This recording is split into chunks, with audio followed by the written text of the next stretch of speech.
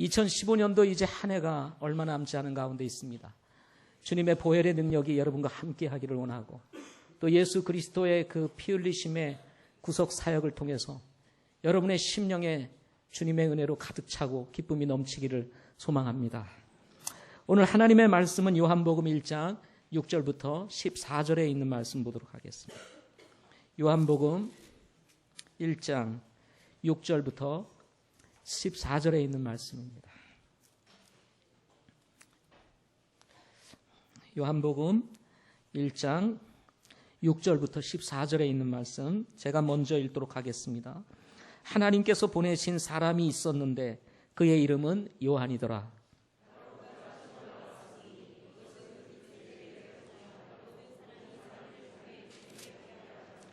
그는 그 빛이 아니요 그 빛에 대해 증언하도록 보내진 자더라.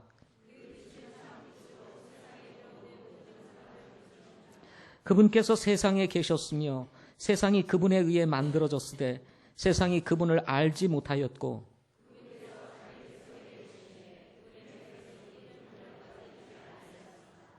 그분을 받아들이는 자들 곧 그분의 이름을 믿는 자들에게는 다 하나님의 아들이 되는 권능을 그분께서 주셨으니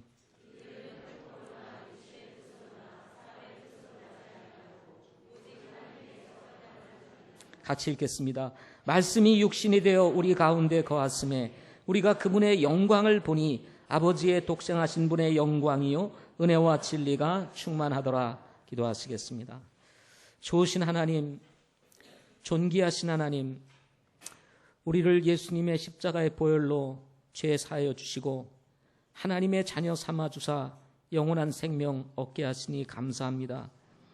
주님의 그 귀하신 은혜로 인해서 저희들이 새 생명 얻게 하시고 새 삶 찾게 하사 하늘에 소망 두고 살 수 있도록 은혜 베푸신 것 감사합니다.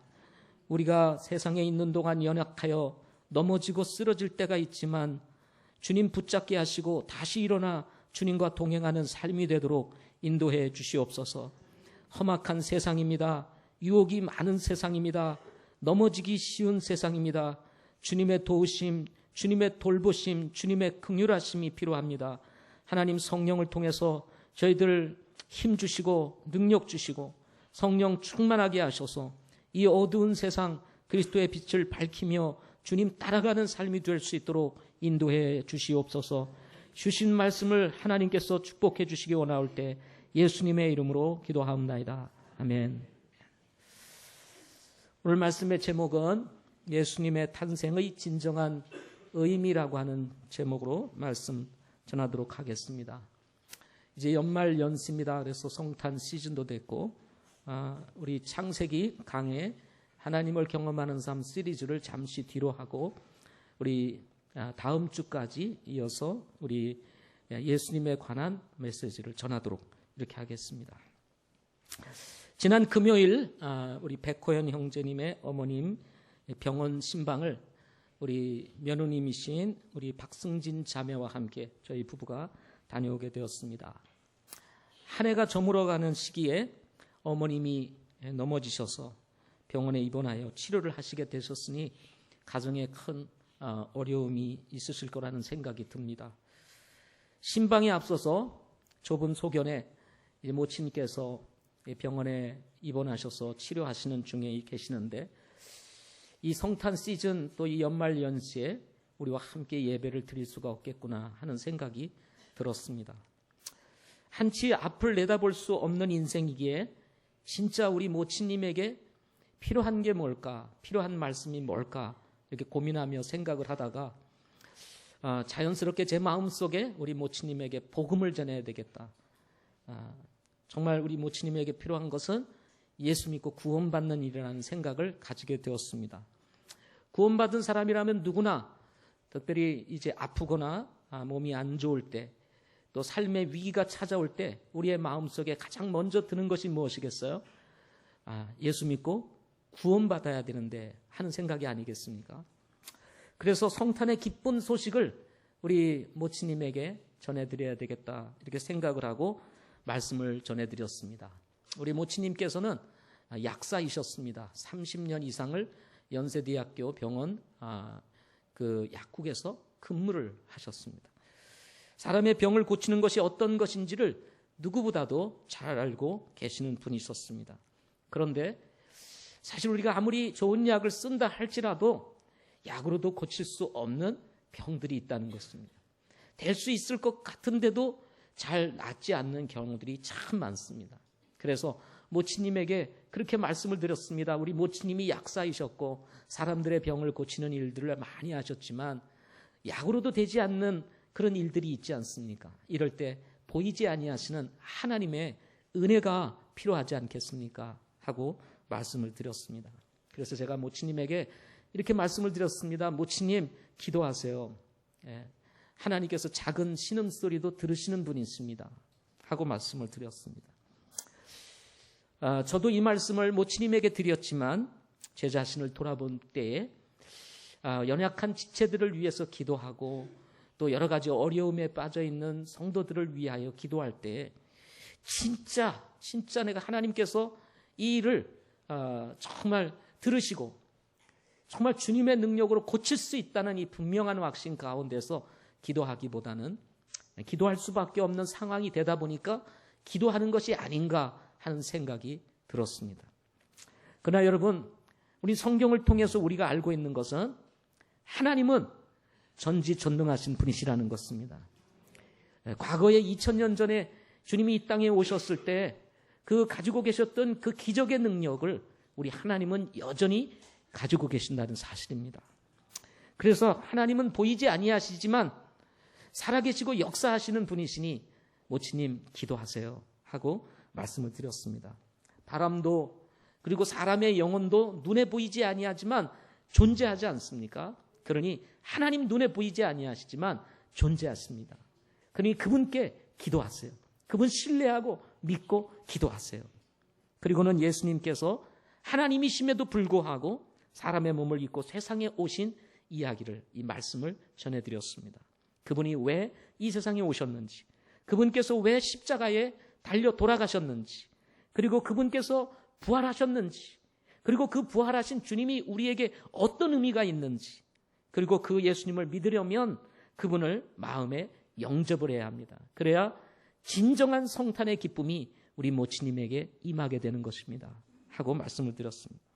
예수님께서 2000년 전에 오셨지만 진정한 성탄의 의미는 예수님이 나의 삶에 들어오실 때 비로소 우리에게 의미 있기 때문인 것입니다. 성탄의 기쁨은 시즌이 아닙니다. 성탄의 기쁨은 25일 공휴일이 아닙니다. 예수님은 12월 25일 날 탄생한 것이 아니기 때문에 그렇습니다. 진정한 성탄의 기쁨은 사람의 몸을 입고 이 세상에 오신 하나님의 아들이시며 그리고 구세주이시고 우리의 인생의 주인 되신 예수 그리스도를 마음에 영접하심으로 그분이 내 안에 들어올 때, 내 삶에 들어올 때, 내 인격 안으로 들어올 때 비로소 여러분 성탄의 의미가 있게 된다는 것입니다. 그리고는 우리 모치님에게 회개 기도를 하시고 예수님을 영접하시겠어요? 하고 말씀을 드린 후에 우리 모치님께서 자신의 죄를 고백하고 또 영접하는 기도를 함께 드리게 되었습니다. 요한복음 1장 10절부터 12절 말씀에 보게 되면 이런 말씀을 우리 조금 전에 읽었습니다. 그분께서 세상에 계셨으며 세상이 그분에 의해 만들어졌으되 세상이 그분을 알지 못하였고 그분께서 자기 백성에게 오심에 그분의 백성이 그분을 받아들이지 아니하였으나 그분을 받아들인 자들 곧 그분의 이름을 믿는 자들에게는 다 하나님의 아들이 되는 권능을 그분께서 주셨다 하고 말씀을 하셨습니다. 성육신하신 예수 그리스도의 탄생의 진정한 의미가 무엇일까? 아무리 유대인이라고 할지라도 예수님께서 유대인을 위하여 오셨다 할지라도 유대인들이 예수님을 받아들이지 아니하면 예수님께서 세상에 오신 의미가 없다는 것입니다. 그러나 비록 이방인이라 할지라도 전혀 주님과 상관없이 살던 우리라 할지라도 그분이 메시아요 우리를 위해서 이 땅에 오신 구세주라는 사실을 알고 그분을 우리의 삶에 영접하는 순간 여러분 우리가 하나님의 자녀가 되는 권능을 주셨다고 말씀하고 계시는 것입니다. 따라서 예수님께서 인간의 몸을 입고 세상에 오신 탄생의 진정한 의미, 그 진정한 의미가 어디에 있겠습니까? 바로 예수님을 믿고 우리의 삶 속에 받아들일 때 시작되는 것입니다. 이 사실을 우리는 예수님의 이름에서 찾아볼 수가 있습니다. 예수님께서 탄생하기 전 천사가 꿈에 요셉에게 나타나서 말씀하시기를 이렇게 말씀을 했습니다. 너 다윗의 자손 요셉아, 내 아내 마리아 취하는 것을 두려워하지 말라. 그녀 안에 수태된 그것은 성령님으로 말미암았느니라. 그녀가 아들을 낳으리니 너는 그의 이름을 예수라 하라. 이는 그가 자기 백성을 그들의 죄들에서 구원할 것이기 때문이라 하고 마태복음 1장 20절에서 21절에 말씀을 하고 있습니다. 여기서 천사는 요셉에게 마리아가 낳게 될 아이의 이름을 예수라고 지어야 하는 이유에 대해서 밝히고 있습니다. 21절에서 이는 이라는 말이 나옵니다. 이는 또는 왜냐하면 이라고 하는 이 뜻의 헬라어 단어는 가르라는 단어인데 이 단어는 이유와 원인을 나타내는 접속사이십니다. 따라서 자기 백성을 그들의 죄들에서 구원할 것이기 때문에 반드시 마리아를 통해서 낳는 아이의 이름을 예수로 지어야 한다고 말씀을 하고 있는 것입니다. 쉽게 말하면 반드시 마리아가 낳은 아이의 이름을 예수라고 지어야 한다. 왜냐하면 예수님만이 자기 백성을 그들의 죄들에서 구원할 분이시기 때문이다 라고 하는 의미인 것입니다. 우리는 이 말씀을 통해서 말씀과 생명의 본체이시며 동시에 하나님의 아들이신 그분께서 사람의 몸을 입고 세상에 오셔야만 했던 이유를 발견하게 되는 것입니다. 그 이유가 무엇일까요? 자기 백성을 죄에서 구원하기 위해서라는 것입니다. 당시 유대 사회는 하나님으로부터 멀어져 있었습니다. 그분께서 세상에 계셨음에도 불구하고 사람들은 그분을 알지 못했다고 10절에서 밝히고 있습니다. 더 안타까운 사실은 그분께서 자기 백성에게 오셨음에도 불구하고 그분의 백성들이 예수 그리스도를 받아들이지 않았다는 것입니다. 요한복음을 기록하고 있는 요한은 당시에 이러한 유대 사회를 두고 이렇게 말합니다. 그 빛이 어둠 속에 빛이 돼 어둠이 그것을 깨닫지 못하더라 하고 5절에서 말하고 있습니다. 그 빛, 바로 예수 그리스도께서 빛 대신 예수 그리스도께서 이 땅에 오셨음에도 불구하고 죄의 어둠에 갇혀 있었던 유대인들이 그 예수 그리스도 빛 대신 예수 그리스도의 탄생을 알지 못하고 깨닫지 못하고 받아들이지 아니했다고 말씀하고 있는 것입니다. 예수님께서 자기 백성을 구원하시기 위해서 오셨음에도 불구하고 이를 깨닫지 못하고 예수님을 거절했던 유대인들, 그들에게는 진정한 성탄의 의미가 무엇인지를 알지 못했다는 것입니다. 진정한 성탄의 의미 무엇일까요? 예수님 탄생의 진정한 의미가 무엇일까요? 여러분, 24일 날 있을 성탄 축제일까요? 가족들과 함께하는 시간일까요? 아니면 선물을 나누어주는 시간을 가지는 것일까요? 아니면 자선을 행하는 것일까요? 아니면 즐겁고 신나게 성탄이라고 하는 공휴일을 맞이해서 노는 것일까요? 진정한 성탄의 의미는 예수라고 하는 이름의 뜻에서 밝히고 있는 바와 같이 예수님을 믿고 죄사함을 받아 하나님의 자녀가 되는 데 있다는 사실인 것입니다. 왜냐하면 예수님께서 바로 우리를 죄에서 구원하시기 위해서 이 땅에 오셨기 때문인 것입니다.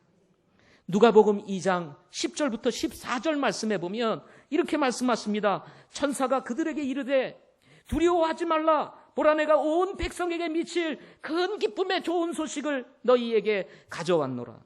이날 다윗의 도시에 너희를 위해 구원자 곧 그리스도 주께서 태어나셨느니라.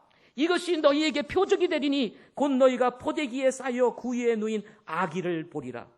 갑자기 하늘의 군대의 무리가 그 천사와 함께하며 하나님을 찬양하며 이르되 가장 높은 곳에서는 하나님께 영광이요 땅에서는 평화와 사람들을 향한 선한 뜻이니라 하고 말씀을 했습니다. 천사가 목자들에게 나타나서 전해준 메시지였습니다. 보라, 내가 온 백성에게 미칠 큰 기쁨의 좋은 소식을 너희에게 가져왔노라. 그분이 다윗의 도시인 바로 베들레헴에 탄생했다고 말씀을 하고 있는 것입니다. 그분으로 인해서 천사는 찬양하며 말하기를 가장 높은 곳에서는 하나님께 영광이요 땅에서는 평화와 사람들을 향한 하나님의 선한 뜻이라고 말씀을 하고 있는 것입니다. 성경은 인간의 운명을 두고 이렇게 이야기를 합니다. 죄 삭은 사망이요 라고 말합니다. 사람의 운명을 두고 뭐라고 그래요? 죄 삭은 사망이요. 죄로 말미암아 영원히 죽을 수밖에 없는 운명을 가지고 있는 존재가 바로 나와 여러분이라고 하는 것입니다. 그러나 그 예수 그리스도의 탄생, 그분이 우리에게 가져다 준 선물, 그것이 뭐라고 얘기합니까? 예수 그리스도 우리 주를 통해 얻는 영원한 생명이니라. 로마서 6장 23절에 그렇게 밝히고 있는 것입니다. 죄의 삭은 사망이지만 하나님의 선물은 예수 그리스도 우리 주를 통해 얻는 영원한 생명이니라. 죽을 수밖에 없었던 우리에게 예수 그리스도의 탄생은 우리에게 엄청난 선물을 가져다 주었습니다. 그것이 무엇이었습니까? 예수 그리스도를 통해서 우리에게 영원한 생명을 얻게 하셨다는 것입니다. 우리는 모두 죄로 말미암아 영원한 형벌인 지옥에 들어갈 수밖에 없는 죄인들이었습니다. 로마서 5장 12절 말씀에 보면 그러므로 한 사람으로 말미암아 죄가 세상에 들어오고 죄로 말미암아 사망이 들어왔나니 이와 같이 모든 사람이 죄를 지었으므로 사망이 모든 사람에게 임하였느니라. 한 사람 아담이 죄를 범함으로 인해서 이 땅에 태어난 모든 사람들이 죄를 범하게 되었고 이로 말미암아 모든 사람이 사망에 이르게 되었다고 성경은 선언하고 있는 것입니다. 어둠으로 가득 찼던 유대 사회와 같이 예수님께서 오셨음에도 불구하고 깨닫지 못한 채 각기 제 길로 갔던 사람들이 바로 나와 여러분이었던 것입니다. 하나님의 영광에 이를 수도 없고 하나님의 선물인 영원한 생명과는 거리가 먼 사람으로서 지옥 같은 인생을 살다가 비참하게 살다가 세상을 떠나야 했던 그런 보잘것없는 인간이었다는 것입니다. 그러나 어느 날 예수님께서 우리의 인생에 찾아오셔서 그분이 바로 우리를 죄에서 구원할 자시라고 말씀하십니다.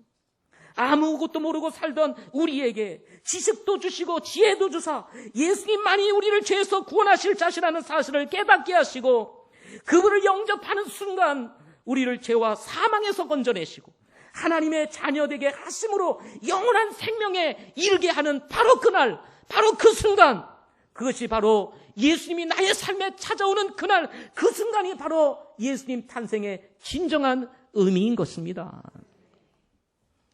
여러분, 이런 시즌이 사실은 아닙니다. 여러분 마음속에 이미 예수 그리스도가 여러분의 삶에 찾아오셨다면 이미 성탄의 기쁨은 여러분 안에 있는 것입니다. 매일의 삶 속에서. 로마서 5장 19절에 이렇게 말씀하십니다. 한 사람의 불순종으로 말미암아 많은 사람이 죄인 된 것 같이 한 사람의 순종으로 말미암아 많은 사람이 의로운 자가 되리라. 첫사람 아담이 죄를 범함으로 인해서 모든 사람이 죄인 되었습니다. 그러나 둘째 아담 예수 그리스도께서 이 땅에 오심으로 말미암아 그분이 우리를 대신해서 십자가에 달려 돌아가심으로 우리는 모든 사람이 의로운 자가 되었다. 예수 믿고 구원받는 사람들을 하나님께서 의롭게 하신다라고 말씀하고 있는 것입니다.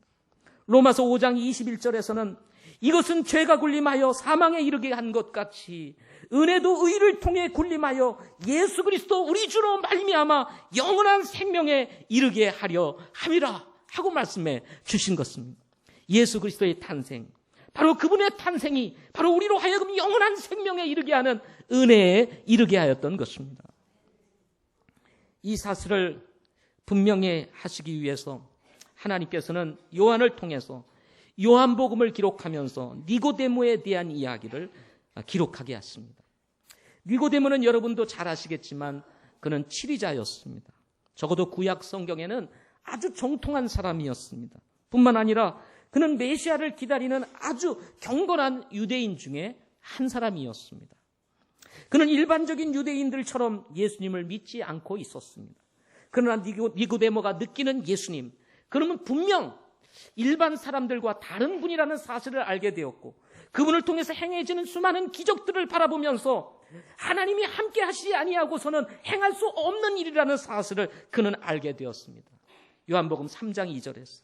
따라서 니고데모는 예수님에 대한 관심을 가지고 조용한 밤 아무도 모르는 그런 시간에 예수님을 찾아가게 됩니다. 이를 모를 리가 없었던 예수님께서 찾아온 니고데모에게, 조용한 밤 아무도 모르게 찾아온 이 니고데모에게 이렇게 물으십니다.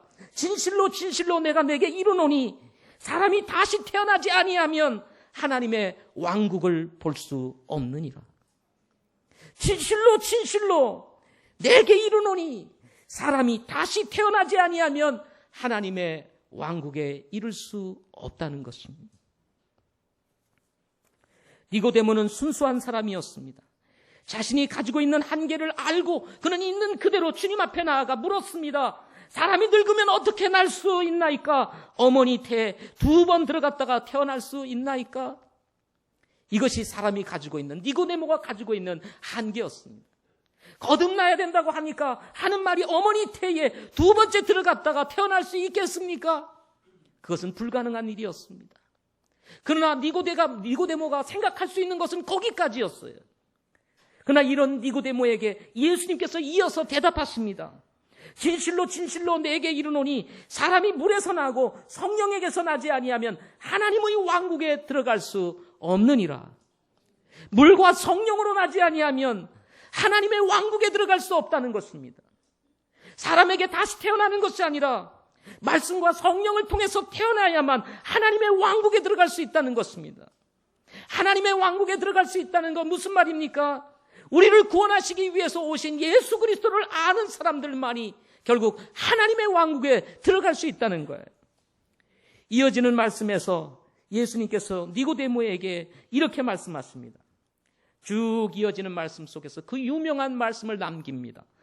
하나님께서 세상을 이처럼 사랑하사 자신의 독생자를 주셨으니 이것은 누구든지 그를 믿는 자는 멸망하지 않고 영존하는 생명을 얻게 하려 하심이니라. 이 말씀이 니고데모와의 대화 속에서 주어진 말씀이었던 것입니다. 여러분, 그렇습니다. 그 사람이 어떤 사람이든지 상관없이 자신의 독생자를 주셨다는 사실을 알고 누구든지 그를 믿는 자에게는 영원한 생명을 얻게 하시는 하나님의 은혜가 임하게 된다는 것입니다.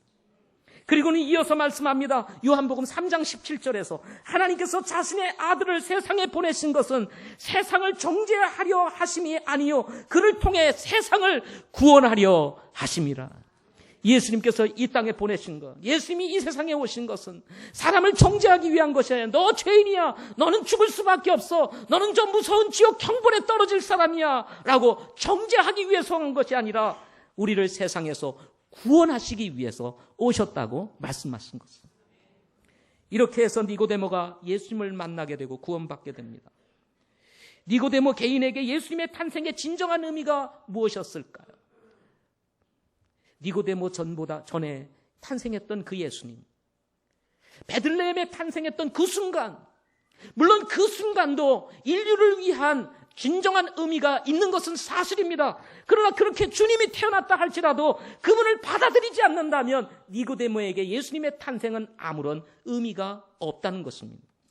그러나 니고데모가 조용히 예수님을 찾아가 그 밤에 예수님을 만나는 순간 바로 예수님의 탄생의 진정한 기쁨이 니고데모에게 임하게 되었다는 것입니다. 그렇다면 예수님께서 당신에게 찾아온 날은 언제인가요? 여러분, 중요한 것은 니고데모에게 주님 찾아가신 것처럼 여러분에게도 주님이 찾아오신 날이 있어야 되지 않겠습니까? 거듭나야 한다면 반드시 예수님께서 당신의 삶에 찾아오신 날이 있어야 하기 때문인 것입니다. 언제 찾아오셨나요? 여러분의 삶 속에 예수님이 찾아오신 날은 언제인가요? 많은 사람들이 말하기를 나도 모르지만 신앙생활하는 중에 찾아왔습니다. 그냥 신앙생활을 하다 보니까 어느 날 저도 모르게 찾아왔어요. 찾아온 것 같아요. 어머니 모태에서 아니면 세례나 침례를 받을 때 예배 때마다 죄를 회개하였기 때문에 아니면 성령의 뜨거운 체험을 한 경험이 있기 때문에 여러분 예수님이 여러분의 삶에 찾아오셨다고 생각하시나요? 성경은 그렇게 말하고 있지 않습니다. 분명한 것은 우리 각자가 개인이 인격적으로 죄인됨을 인정하고 예수님께서 나와 여러분을 위해 십자가에 죽으시고 죽음의 권세를 이기시고 3일 만에 부활하셨다는 사실을 믿고 예수님을 개인의 구주로 주님으로 영접하는 바로 그 순간이 여러분에게 없는 한 예수님의 탄생은 여러분에게 의미가 없다는 것입니다. 그러나 만일 여러분의 삶 속에 어느 날 그날이 저는 잘 모르지만 여러분이 알고 있는 그 어느 날 예수 그리스도를 여러분의 삶의 구주로 주님으로 영접했다면 여러분은 예수님의 탄생의 진정한 의미가 무엇인지를 알고 있는 분이라고 할 수가 있을 것입니다. 구원의 문제를 두고, 지옥의 문제를 두고, 죄의 문제를 두고, 여러분의 인생의 문제를 두고 예수님을 구주로, 주님으로 영접하신 적이 있으신가요? 여러분 있으십니까? 만약에 이것이 희미하다면 여러분 정말 위험한 상황에 있다는 사실을 인지하셔야 합니다. 그냥 믿는다고 되는 것이 아닙니다. 믿는데, 근데 중요한 것은 바로 그분을 개인의 구주로 주님으로 영접한 적이 있느냐 하는 것입니다. 이 질문에 대한 대답에 따라 예수님의 탄생의 의미가 우리 각자에게 있어서 달라질 수 있기 때문인 것입니다. 우리는 시대를 크게 구분할 때 기원 전과 기원 후로 이렇게 나눕니다. 일반적으로. 이 기원 전이라고 할 때 우리가 사용하는 약자를 우리는 BC라고 얘기를 합니다. 그리고 기원 후라고 얘기를 할 때 우리는 그것을 AD라고 이렇게 얘기를 합니다. 이 기원 전과 기원 후를 나누면서 사용되어지는 이 단어의 의미를 여러분 잘 아시죠? 이 BC라고 하는 이 단어는 Before Christ, 예수 그리스도 탄생 전 시대, 그리고 아노 도미니 할 때는 주님 이후라고 하는 뜻을 가지고 있습니다. 따라서 예수 그리스도 탄생을 기점으로 해서 기원 전과 기원 후를 나누고 있다는 것입니다. 이것은 기독교에서만 그렇게 하는 것이 아니라 일반적인 사회에서 세계 역사를 크게 구분할 때 기원 전과 기원 후로 나누게 될 때 사용되어지는 그런 용어인 것입니다. 우리는 이 사실을 통해서 예수 그리스도께서 역사적인 한 인물이셨다는 사실을 알 수가 있습니다. 그분은 신화가 아닙니다. 성경에서 말하는 어떤 소설의 이야기처럼 그냥 지어낸 이야기가 아니라 역사적인 분이시라는 것입니다. 그분은 이 땅에 태어나셨고, 그리고 우리의 모든 사람들의 죄를 위하여 십자가에 죽으신 분이라는 사실을 역사는 밝히고 있다는 것입니다. 그분은 부활하셨다는 것입니다. 그분의 빈 무덤이 그것을 증거하고 있고, 그리고 성경의 수많은 이야기들을 통해서 예수님이 부활하셨다는 사실을 증거하고 있다는 것입니다. 저는 이 기원전, 기원후라고 하는 이 사실을 통해서 우리 한 사람의 개인의 삶에도 기원전과 기원후가 있어야 된다는 것입니다.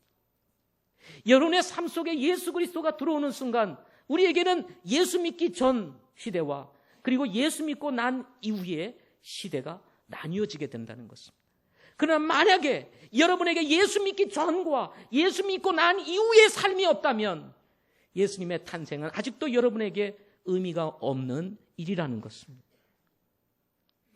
여러분, 여러분의 삶에 좀 부족함을 느끼고 계시지 않습니까? 여러분의 삶에 불만족을 느끼고 계시지 않습니까? 열심히 나름대로 살아가지만, 그리고 열심히 여러분 힘써 살아가지만 이룰 수 없는 삶을 바라보면서 여러분 허전함을 느끼고 계시지 않습니까? 예수 그리스도가 계시지 않기 때문일 수 있습니다. 오늘 우리가 이 자리에 있는 것은 우연히 어쩌다 보니까 오게 된 자리가 저는 아니라고 믿습니다. 저도 하나님의 말씀을 매주일마다 전하지만 이번처럼 성탄이 되기 전에 성탄에 관련된 메시지를 전한 적은 처음입니다. 지금까지 한 번도 24일이나 25일 뭐 이런 때가 아니고서는 메시지를 이렇게 성탄에 맞춰서 전한 적이 없습니다. 이것도 하나님께서 저의 마음에 뭔가 주셨기 때문에 한 일이라고 저는 믿습니다. 왜 하나님께서 오늘 여러분을 이 자리에 오게 하셨을까요? 왜 우리는 오늘 이 말씀을 듣게 하나님께서 인도하셨을까요? 그것은 여러분에게도 예수 그리스도가 필요하기 때문이 아닐까요? 시즌만 중요한 것이 아니라 바로 여러분의 인생에, 우리의 삶에 예수 그리스도의 탄생의 중요한 의미가 무엇인지 알고 그분을 여러분의 삶의 개인의 구주로 주님으로 영접한다면 여러분, 이 시즌은 진짜 여러분에게 큰 기쁨의 소식이 될 수 있다는 사실인 것입니다. 하나님은 여러분을 사랑하십니다. 저 또한 여러분을 사랑합니다. 따라서 독생자 예수 그리스도를 이 세상에 보내주신 것입니다. 여러분, 이렇게 놀라운 주님의 사랑이 예수 그리스도를 통해서 나타내 주신 이 중요한 시즌에 당신의 삶에 찾아오신 예수 그리스도를 영접하시지 않으시겠습니까? 기도하시겠습니다.